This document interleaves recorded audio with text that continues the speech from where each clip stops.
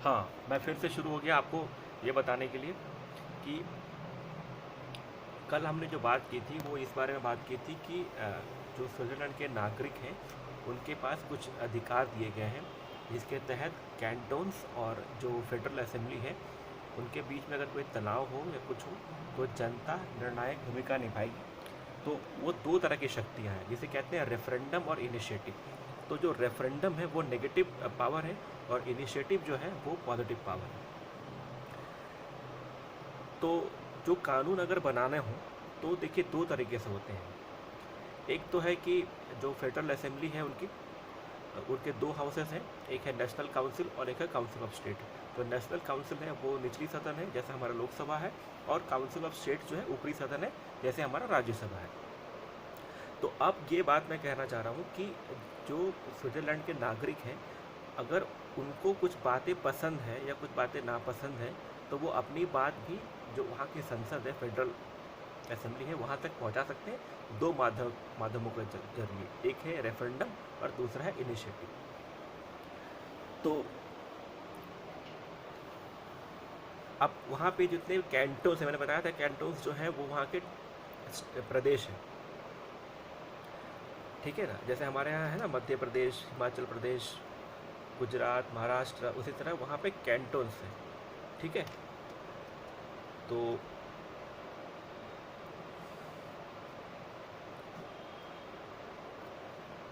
और कल मैंने आपसे ये भी बात कही थी कि जितने अधिकार दिए गए हैं उनको कुल मिलाकर 34 अधिकार दिए गए हैं, ठीक है। तो अगर कोई कानून को अगर कुछ नया बनाना है तो कम से कम 1 लाख वोटर्स जो है उसमें अपना इनिशिएटिव दे सकते हैं। इसको बोलते हैं इनिशिएटिव। कि अगर 1 लाख वोटर्स अभी कैंटोन से मिलके ये बात मनवा लें कि हाँ भाई हम जो है इसकी स्वीकृति देते हैं कि आप कानून में बदलाव लाएं, तो वहाँ के जो फेडरल असेंबली है वो कानून में बदलाव के प्रस्ताव को ला सकती है। और एक मज़ेदार चीज़ ये है कि वहाँ पे डोमिसाइल की कोई दिक्कत नहीं है कि कैंटोन से एक कैंटोन से दूसरे कैंटोन नहीं जा सकते, तीसरे कैंटोन नहीं जाते। कहीं भी आप अपने घर को बना सकते हैं और कैंटोन इसकी स्वीकृति देता है कि कोई भी स्विट्जरलैंड का नागरिक कहीं भी रह सकता है।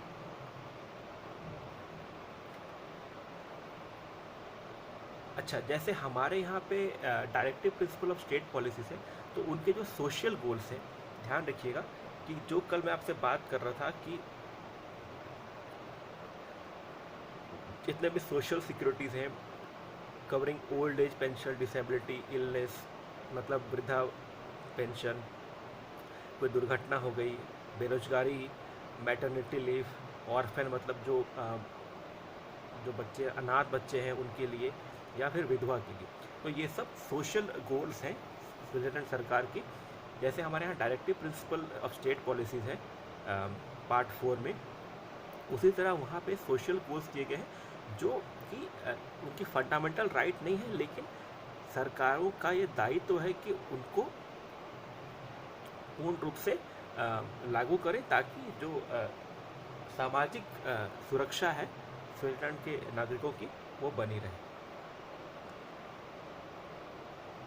अब देखिए आर्टिकल 2 जो है स्विट्जरलैंड का ये कहता है कि जो जनता है वहाँ की लिबर्टीज़ जो है वो सुरक्षित रहे, उनकी इंडिपेंडेंस भी सुरक्षित रहे।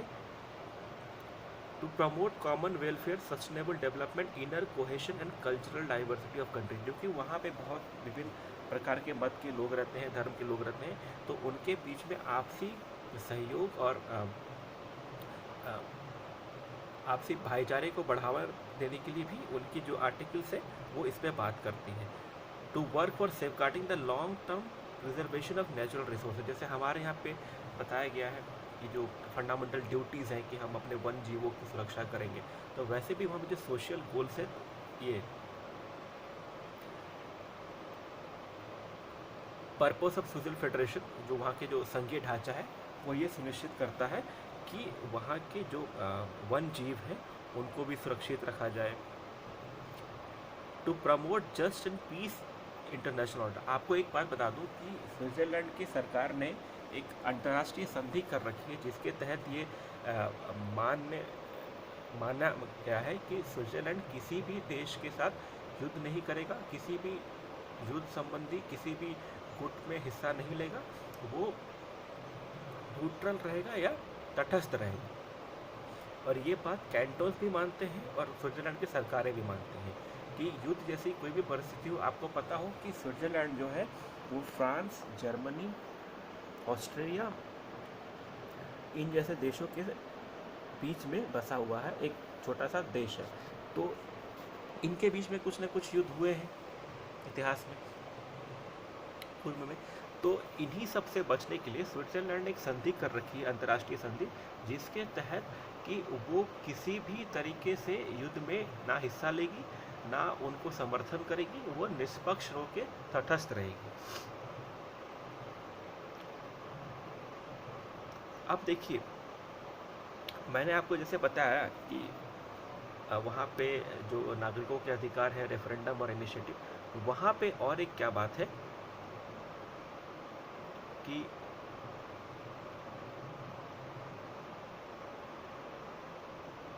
जो वहाँ का जो एग्जीक्यूटिव है, जो कार्यपालिका है, वो कुल 7 मेंबर्स का होता है। जैसे हमारे यहाँ प्रधानमंत्री हैं, उनके ऊपर राष्ट्रपति हैं, तो वहाँ पे प्रेसिडेंशियल शिप है, प्रधानमंत्री वहाँ के नहीं है, वहाँ पे प्रेसिडेंशियल शिप है।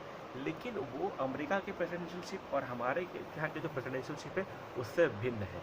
कैसे भिन्न है मैं आपको बताता हूँ। वहाँ का एग्जीक्यूटिव है, जो सर्वोच्च जो उनकी कार्यपालिका है, वहाँ पे 7 सदस्य रहते हैं। और वो 7 सदस्य कौन होते हैं? वहाँ के विभिन्न जो राजनीतिक दल हैं उनके एक एक सदस्य नामित होते हैं। तो वहाँ जब नामित मतलब चुन के जाते हैं, सॉरी, तो वहाँ पे एक एक जो राजनीतिक दल है वो वहाँ पे भेजते हैं। और कुल 7 सदस्यों में से उनमें से एक जो है वो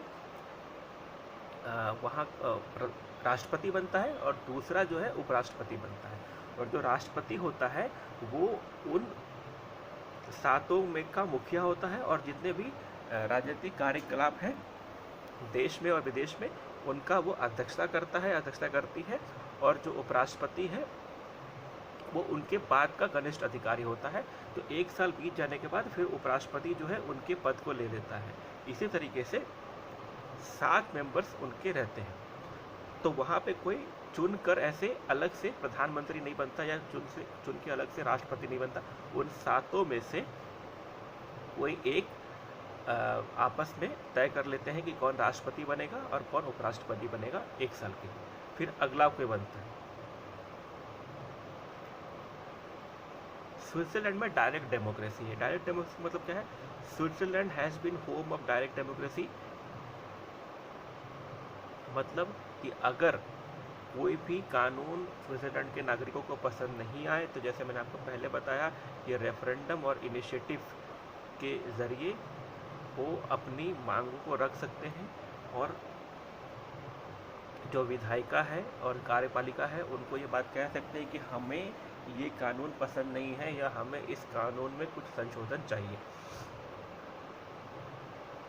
जैसे मैंने पहले बताया कि अगर इनिशिएटिव लेना है, किसी कानून को खुद से पारित करवाना है, तो 1 लाख जो वोटर्स हैं वो उसको अगर स्वीकृति देते हैं तो वो इनिशिएटिव मान्य होगा। और अगर रेफरेंडम चाहिए कि अगर कोई कानून स्विट्जरलैंड के जो फेडरल असेंबली ने बना दिया है तो उसको वहाँ पे जुडिशियल रिव्यू नहीं होता है। जैसे हमारे यहाँ होता है कि भाई ये कानून संवैधानिक रूप से वैध है या अवैध, वहाँ उसको परखने के लिए रेफरेंडम यूज़ किया जाता है। रेफरेंडम में क्या होता है कि अगर कोई कानून वहाँ की फेडरल असेंबली ने बना दी तो वो जनता के पास जाती है, और जनता में से अगर 50,000 जो पूरे कैंटोन्स हैं उनमें से अगर 50,000 जनता ये स्वीकृति दे दे कि हाँ ये जो कानून बना है वो सही है, तो वो मान्य ही होता है।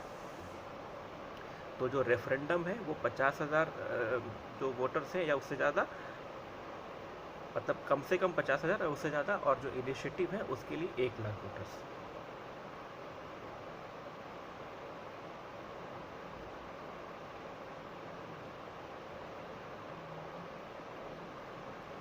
तो मैंने जैसे बताया कि वहाँ की जो निचली सदन है उसको बोलते हैं हाउस ऑफ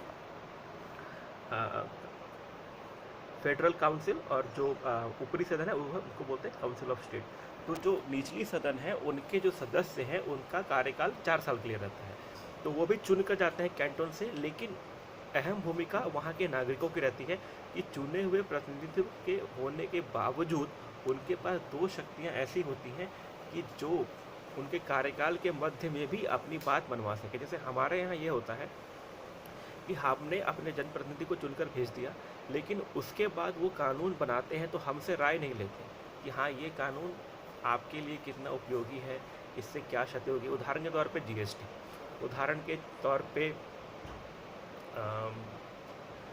जो अभी ड्राइविंग का जो कानून बना कि भाई आप हेलमेट पहन के जाएंगे, हालांकि ये सही है, लेकिन कुछ ऐसे लोग भी हैं जिनको कई तरह की दिक्कतें आती हैं, तो हमसे ये बात पूछी नहीं जाती कि भाई ये कानून आपको कितना आपके लिए उपयोगी है, कितना आपको नुकसान पहुंचाएगा, या क्या आपके नज़रिए में ये कानून और कैसे बेहतर हो सकता है। हमसे ये राय मशवरा नहीं लिया जाता, नेतागण आपस में ही बातचीत करके, चर्चा करके इसे पारित कर देते हैं। लेकिन वहाँ पे ऐसा है कि वहाँ की निचली सदन होने के बावजूद भी जो वहाँ के नागरिक हैं उनके पास ये अधिकार होता है कि वो रेफरेंडम के ज़रिए या इनिशिएटिव के ज़रिए कानून में अपनी भागीदारी ज़्यादा से ज़्यादा रख सकें और ये बता सके कि कानून जो है वो नागरिकों के हित के लिए है और नागरिकों के लिए है। आप सिर्फ कानून बनाकर हम पे शासन नहीं कर सकते, आपको इसका अनुपालन कराने के लिए हमसे स्वीकृति चाहिए। हम अगर आपको स्वीकृति देते हैं तभी ये कानून मान्य होगा और तभी हम इसका पालन करेंगे।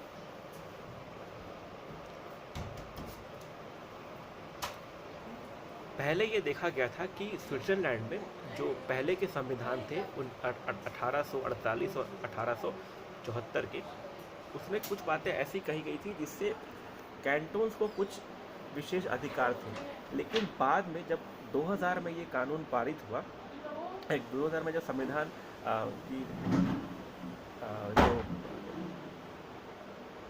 पुनर्निरीक्षण हुआ और पुनः उसको परिभाषित किया गया, तो इसमें ये बताया गया कि कोई भी कैंटोन्स की जो आपको मैंने बताया था पहले कल कि स्विट्ज़रलैंड में डुअल सिटीजनशिप है, डुअल कोडशिप है, तो कोई भी कैंटोन्स के अधिकार जो वहाँ के फेडरल असेंबली के अधिकार है उनसे ऊपर नहीं जाएंगे। तो जो फेडरल असेंबली के जो अधिकार या जो कानून होंगे वो सर्वमान्य होंगे जितने भी कैंटोन्स होंगे।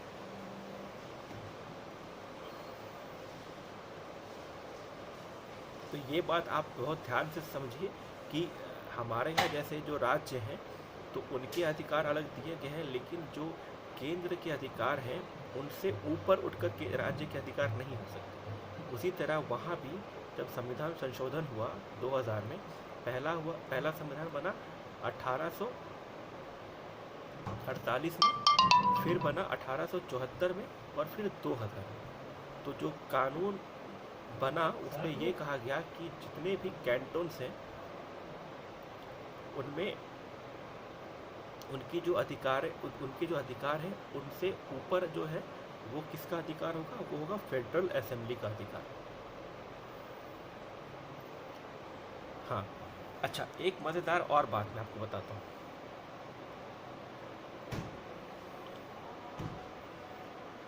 कि जो वहाँ टोटल कैंटोन्स हैं वो 23 कैंटोन्स हैं। 20 जो है वो फुल कैंटोन्स हैं और 6 जो है हाफ कैंटोन्स हैं। वो आपको इस तरह से समझिए कि हमारे यहाँ जैसे स्टेट है और है यूनियन टेरिटरीज, राज्य है, प्रदेश है और केंद्र शासित प्रदेश है।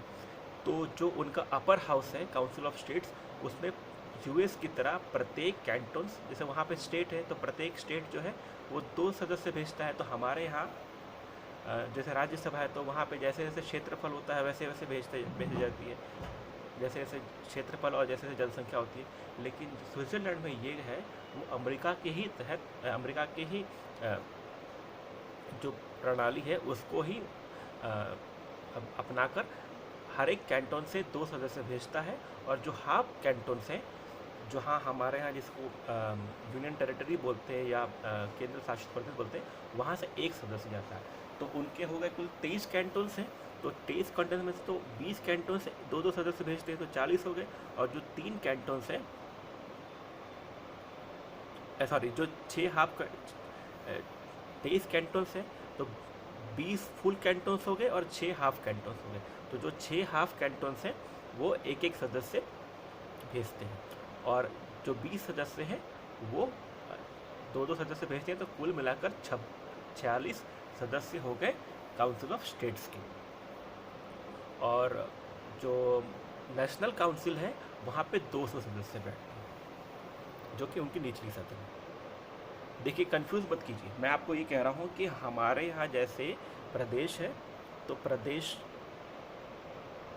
उनके यहाँ कैंटोन है, तो जो वहाँ का जो फुल कैंटोन है वो ऊपरी सदन में काउंसिल ऑफ स्टेट्स में 2 सदस्य भेजता है, और जो हाफ कैंटोन है, जिससे हम यहाँ हमारे यहाँ केंद्र शासित प्रदेश बोलते हैं, तो वो 1 सदस्य भेजता है। तो 6 हाफ कैंटोन से तो 6 सदस्य भेजे, और 20 कैंटोन्स ने 2-2 सदस्य एक एक ने भेजा, तो कुल मिलाकर 46 सदस्य हो गए ऊपरी सदन में। और निचली सदन में कितने हैं? 200 सदस्य बैठते हैं।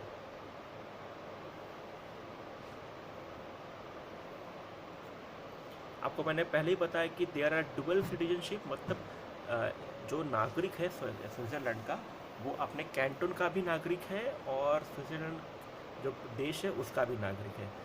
2 तरह के प्रशासन है, केंद्र के जो प्रशासन है और कैंटोन का प्रशासन है। 2 तरह की कोर्ट प्रणाली है, एक तो स्विट्जरलैंड की कोर्ट है और दूसरी जो कैंटोन की कोर्ट है। लेकिन मज़ेदार बात यह है कि कैंटोन्स में और जो जुडिशरी है, जो उनकी सुप्रीम कोर्ट है, वो उतनी शक्तिशाली नहीं है। क्यों? क्योंकि देखिए, पहली बात तो जुडिशल रिव्यू की शक्ति उनके पास है नहीं, क्योंकि अगर कोई कानून वैध नहीं है या जिस कानून में संशोधन चाहिए, तो वो सीधा सीधा नागरिकों से रेफरेंडम मांगते हैं। तो जो जुडिशरी है वो किसी कानून को वैध या अवैध नहीं मान सकती। वैध अवैध मानने का अधिकार सिर्फ और सिर्फ वहाँ की फेडरल असेंबली को है। और फेडरल असेंबली क्या करती है कि कानून बना देती है, उसकी स्वीकृति के लिए वहाँ के नागरिकों के पास जाती है रेफरेंडम देने के लिए कि भाई आप कहें कि आपके लिए क्या ये कानून सही है, वैध है या अवैध है। तो जुडिशरी जो वहाँ की है, हालांकि 2 स्तरीय न्यायपालिका है, एक केंद्र में और एक राज्यों में जो वहाँ के कैंटोन्स हैं, लेकिन फिर भी वो उतनी शक्तिशाली नहीं है जैसे कि हमारे हैं या जो यूनाइटेड स्टेट्स ऑफ अमेरिका या अमेरिका में जिस तरह से वहाँ की न्यायपालिका है।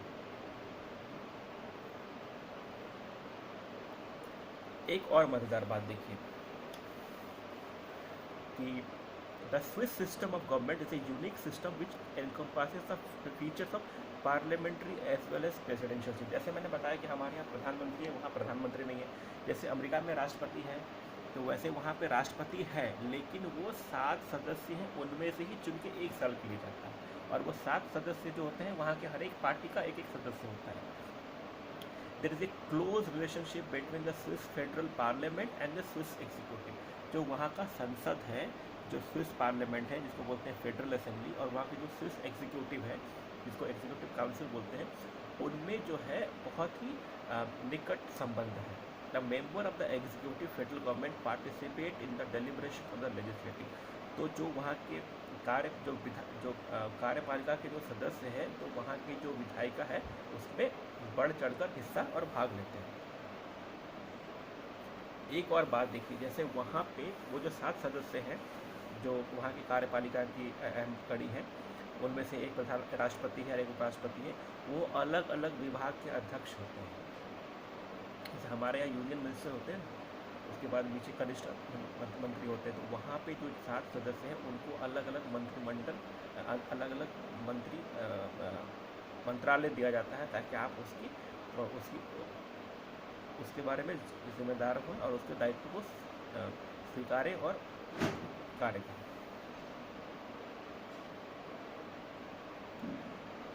जैसे फिर बता रहा हूँ कि the Swiss executive is constituted by all the political parties, जितने भी राजनीतिक दल हैं स्विट्जरलैंड में, and it's a plural executive. हमारे यहाँ पे प्लूरल एग्जीक्यूटिव नहीं है। हमारे यहाँ पे जो हेड ऑफ द स्टेट है वो प्रेसिडेंट है, और हेड ऑफ द गवर्नमेंट है वो प्राइम मिनिस्टर है। इसी तरीके से अमेरिका में हेड ऑफ द स्टेट और head of the government president है। लेकिन वहाँ पे स्विट्जरलैंड में जो एग्जीक्यूटिव हेड है वो प्लूरल एग्जीक्यूटिव है। क्यों? क्योंकि जो 7 सदस्य हैं, उनमें से ही एक सदस्य प्रेसिडेंट होता है, और उनमें से ही एक सदस्य वाइस प्रेसिडेंट होता है 1 साल के लिए। जो वाइस प्रेसिडेंट है, अगले साल जब 1 साल राष्ट्रपति का ख़त्म हो जाता है प्रेसिडेंट का, तो वो स्वतः ही राष्ट्रपति बन जाता है।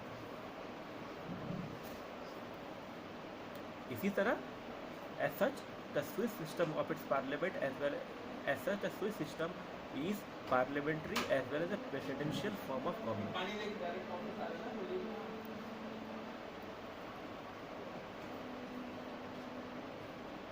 अच्छा, एक और बात, members of the federal government do not resign whenever the federal parliament rejects any major और पॉलिसी स्पॉन्सर्ड बाय विच। जो वहाँ की जो कार्यपालिका है, अगर मान लीजिए जो उनकी विधायिका है उनकी बात को नहीं मानती है, तो ऐसा नहीं कि वो अपना त्यागपत्र दे देते हैं। जैसे हमारे यहाँ पे है कि कलेक्टिव रेस्पॉन्सिबिलिटी वाली, तो वहाँ पे कलेक्टिव रेस्पॉन्सिबिलिटी की कोई वैसी बात है नहीं। The members of the federal government do not resign whenever the federal parliament rejects any measure or policy sponsored by it. There is no such thing as collective responsibility before the federal parliament. तो वहाँ पे सामूहिक दायित्व जैसी कोई भी बात नहीं है। कहाँ? स्विट्जरलैंड में। Thus the federal government of Switzerland is unique and ruler executive. इसी तरीके से जो स्विट्जरलैंड का जो सरकार है वो अपने आप में विचित्र और बहुतायक एग्जीक्यूटिव, मतलब रूलर एग्जीक्यूटिव।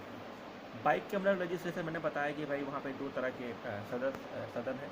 एक तो है नेशनल काउंसिल और दूसरा है council of state. National council जो है वो निचली सदन है और काउंसिल ऑफ स्टेट जो है ऊपरी सदन है।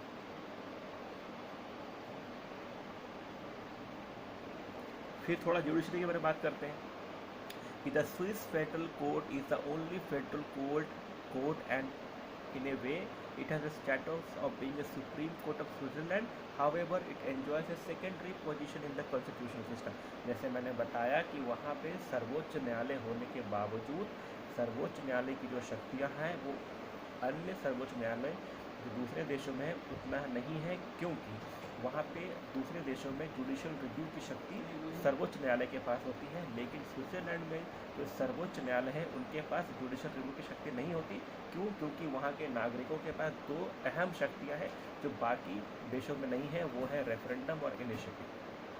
रेफरेंडम तब होता है जब कानून पास की जाती है और जनता से स्वीकृति मांगी जाती है, और इनिशिएटिव तब होती है जब कानून बनाने से पहले जनता से ये बात मानी जाती जनता जो है अपनी बात को आगे बढ़ाती है कि हम ऐसा कानून चाहते हैं या हम अमुक कानून में कुछ बदलाव चाहते हैं। इनिशिएटिव में 1 लाख या 1 लाख से ज़्यादा वोटर्स चाहिए होते हैं स्वीकृति देने के लिए, और रेफरेंडम में कम से कम 50,000 वोटर्स चाहिए होते हैं स्विट्जरलैंड।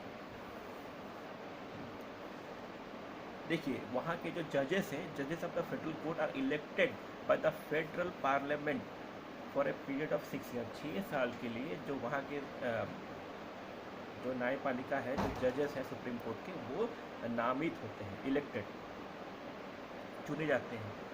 पर वहाँ पे मान्यता ये है कि वो दोबारा भी चुनकर आ सकते हैं। 6 साल के लिए रहते हैं। दो द कन्वेंशन ऑफ री इलेक्टिंग द जजेस ensuring a long term tenure of the जजेस। तो वहाँ पे कोई ऐसा मतलब एक कोई कड़ा ऐसा कोई कानून नहीं है कि भाई जो जजेस सर्वोच्च न्यायालय में गए हैं तो वो 6 साल के बाद रिटायर हो गए, वो दोबारा भी अगर जो वहाँ की फेडरल असेंबली है उनको पसंद आ गए कोई जज, तो वापस से उनको चुनकर भेज दिया जाता है कि आप जज बन जाइए। द जजेस are responsible before the federal parliament. हमारे यहाँ जजेस इंडिपेंडेंट है, जुडिशरी इंडिपेंडेंट है, वहाँ की जुडिशरी इंडिपेंडेंट नहीं है। जजेस are responsible before the federal parliament. The federal court has been given the responsibility to apply laws voted by the federal parliament. तो जो फेडरल पार्लियामेंट है वो जिस तरीके की कानून बनाती है और जो नियम बनाती है, तो वहाँ के जो जजेस हैं उनको बस ये देखते हैं कि वो कानून ठीक ठाक पालन हो रहा है कि नहीं हो रहा। It has no power to reject federal laws. वो किसी भी कानून को निरस्त नहीं कर सकता ये कहते हुए कि ये संविधान के अनुरूप नहीं है। ये काम किसका है? ये काम वहाँ की जनता का है, इस माध्यम से, रेफरेंडम और इनिशिएटिव के माध्यम से। It submits an annual report of its working to the federal parliament. तो जो जुडिशरी है वो हर साल वार्षिक रिपोर्ट पेश करती है, किसके सामने? फेडरल पार्लियामेंट के सामने। 10 Swiss judiciary occupies A back seat in the constitutional system. अतः जो स्विट्जरलैंड की न्यायपालिका है वो पिछली सीट पर बैठती है जब हम बात करें संवैधानिक ढांचे की और संवैधानिक शक्तियों के बारे में। तो वहाँ पर आगे की सीट पर कौन बैठता है? फेडरल पार्लियामेंट बैठता है।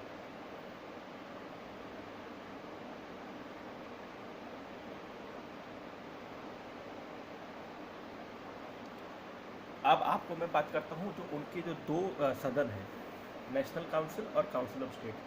हमारे यहाँ पे जैसे जो लोकसभा है उनके जो अध्यक्ष हैं उनको स्पीकर बोलते हैं, और जो राज्यसभा के जो अध्यक्ष हैं उनको चेयरमैन बोलते हैं। लेकिन वहाँ पे स्विट्ज़रलैंड में दोनों सदन के अध्यक्ष को वाइस चेयरमैन बोलते हैं। The vice chairman of to houses of the federal parliament become chairman in the next year. तो देखिए वहाँ जो वाइस प्रेसिडेंट जो वाइस चेयरमैन है वो अगले साल चेयरमैन बन जाता है। Constitutionally both the houses have equal power. हमारे यहाँ जैसे कुछ शक्तियाँ जो है, जैसे मनी बिल है, तो मनी बिल सिर्फ और सिर्फ लोकसभा में पेश की जा सकती है, राज्यसभा में पेश नहीं की जा सकती। लेकिन वहाँ पे एक ऐसी प्रणाली है जिसके तहत दोनों जो सदन है उनकी लगभग शक्तियाँ जो हैं एक समान है। But by convention the former exercises more power than latter. कोई ऐसे लिखित रूप से स्पष्ट नहीं कहा गया है कि जो अलग करे कि हाँ ये जो निचली सदन है या ऊपरी सदन है उसमें कुछ शक्तियों का कुछ अंतर है। दोनों लगभग सही है, लेकिन मान्यताओं के आधार पर जो निचली सदन है वो थोड़ी शक्तिशाली है। किससे? ऊपरी सदन से। ईच जजेस ऑफ द फेडरल कोर्ट है, बता दिया।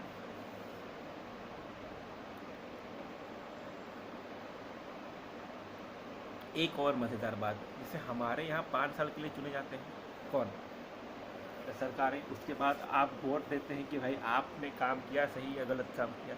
उसके परिणाम स्वरूप जो उनको अधिकार मिलता है कि वो सरकार बनाए या नहीं बनाए, वो बात अलग है कि वो गठजोड़ बनाकर किसी और के साथ सरकार बना देते हैं। लेकिन कानूनतः संवैधानिक रूप से 5 साल ही जनता देती है, किसी पार्टी को अधिकार देती है कि वो राज्य करे, और उसके बाद वो पुनः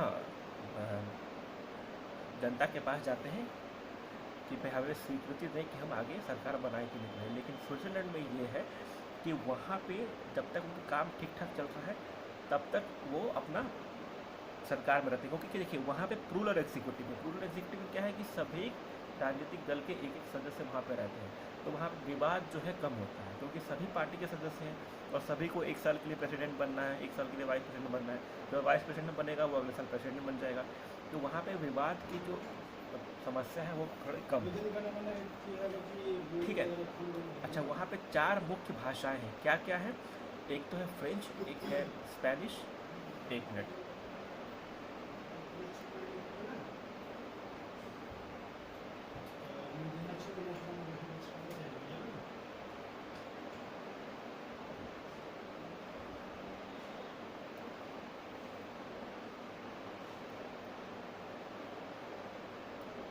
सॉरी, स्पेनिश नहीं है।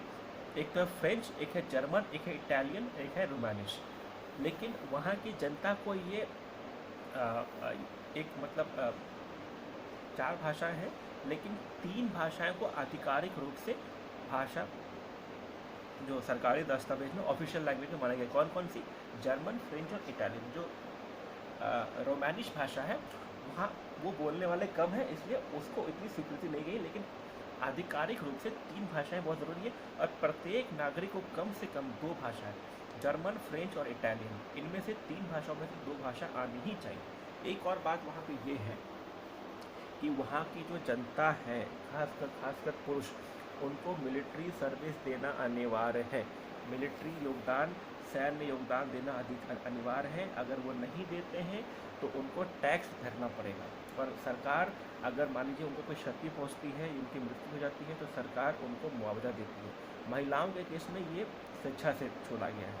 लेकिन वहाँ के जो पुरुष हैं, प्रत्येक पुरुष का ये जिम्मेदारी है, दायित्व है कि वो सैन्य सहयोग करे, मतलब मिलिट्री ट्रेनिंग ले और कुछ सेना में कुछ अपनी सहयोग करे। कहाँ पे? स्विट्जरलैंड में बात करें।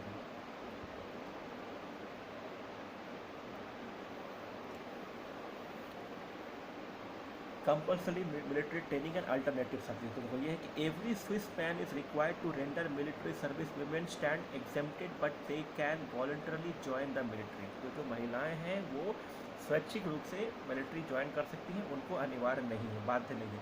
Those men who fail to do military service are required to do an alternative service.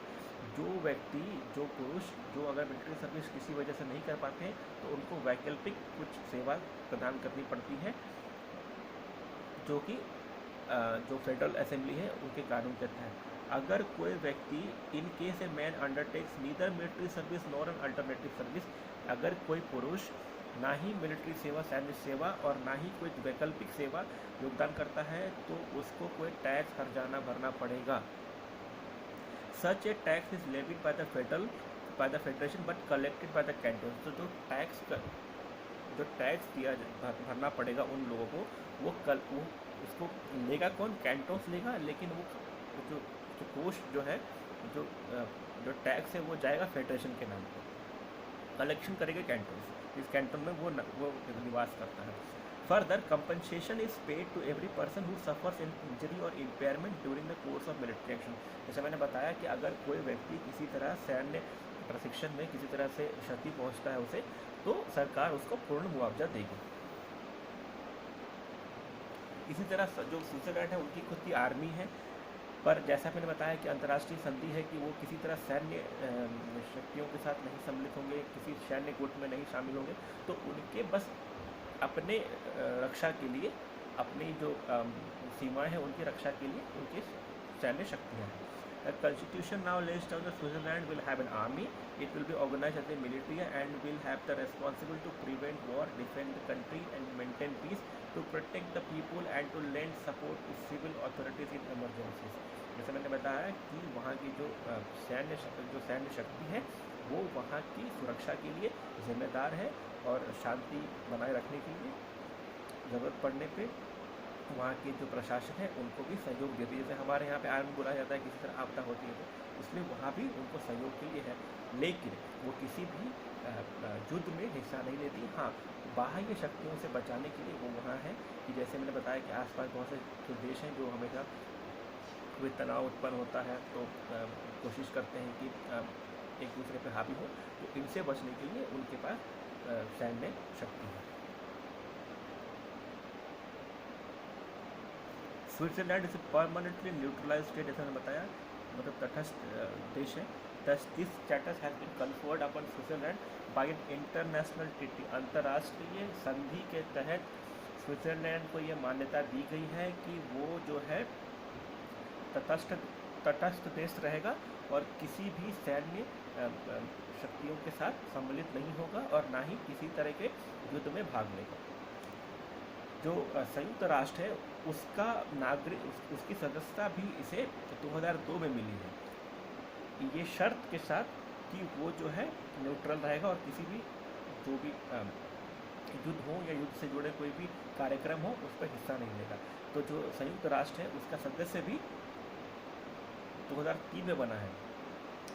Till 2002, it was not even a member of the United Nations. It joined this world body only in 2003, but without giving its permanent neutralized status. वहाँ पे rule of law है, जैसे मैंने बताया कि rule of law America से लिया गया है। नहीं, रूल ऑफ लॉ यूके से लिया। Due process of law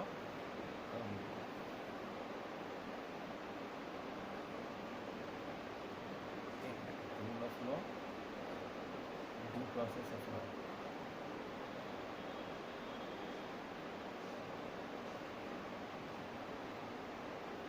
rule of law America से लिया गया। ठीक है, तो आर्टिकल 5 जो है वहाँ का समझना ये कहता है कि law is a basis of all activities, law alone can be place limitation on all activities, state activity must be in public interest and in proportion. तो वहाँ स्टेट एक्टिविटी जो कैंटन्स की एक्टिविटीज़ हैं वो इट मस्ट बी जनता के हित के लिए public interest and in proportion. जितने भी कैंटन्स हैं वो अंतर्राष्ट्रीय संधि को मानेंगे और जो भी फेडरल असेंबली है उसकी जो कानून है उनको पालन करेंगे। अगर कोई दिक्कत हो तो जनता वहाँ की स्वेच्छा से रेफरेंडम या इनिशिएटिव के तहत उसको बदल सकती है, लेकिन आम तौर पर जो फेडरल असेंबली है उसकी जो कानून है उनको सभी कैंटोन्स को मानना पड़ेगा। Article 8 of the constitution grants to all citizens the right to equality before the law. तो जो इक्वलिटी बिफोर द लॉ है, जैसे मैंने बताया कि कोई भी छोटा बड़ा अमीर गरीब नहीं होगा, किसी भी धर्म नस्ल के आधार पर किसी को भेदभाव नहीं होगा, कानून के तहत सभी लोग बराबर हैं। It also provides for social equality of man and women and special legal provision for disabled and disadvantage people. जो निःशक्त हैं या जो हमारे यहाँ जिसको बोलते हैं दिव्यांग हैं, उनके लिए विशेष प्रावधान बनाए गए हैं ताकि कानून के तहत सभी लोग सामान्य रूप से बराबर से माने जाए।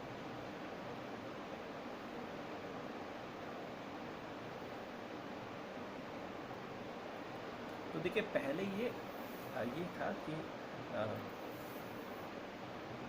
पहले जो स्विट्जरलैंड था वो कॉन्फेडरेशन था, मतलब कि जो छोटे छोटे प्रदेशों का समूह था। लेकिन जब 2000 में ये संविधान संशोधन हुआ, तब से इसे संघीय ढांचा मान लिया गया कि ये संघीय ढांचा है।